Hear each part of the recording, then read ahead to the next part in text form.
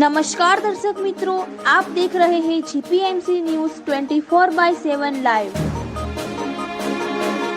અંબાજીમાં તાજેતરમાં બનેલી પાંડલિયાની ઘટના બાદ અંબાજીમાં શાંતિ અને સુરક્ષાનું વાતાવરણ જળવાઈ રહે તે માટે પોલીસ વિભાગ દ્વારા સક્રિય કામગીરી હાથ ધરવામાં આવી।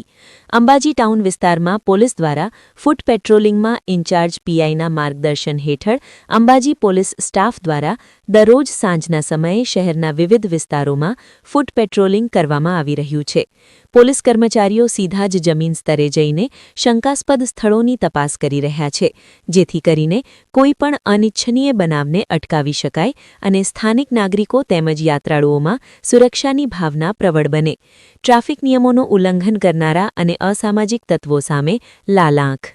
આ સુરક્ષા અભિયાનના ભાગરૂપે અંબાજી પોલીસ દ્વારા શંકાસ્પદ વાહનોનું સઘન ચેકિંગ હાથ ધરવામાં આવ્યું છે, જેમાં ટ્રાફિકના નિયમો તોડનારા અને કાયદાનું ઉલ્લંઘન કરનારાઓ સામે કડક કાર્યવાહી કરવામાં આવી રહી છે।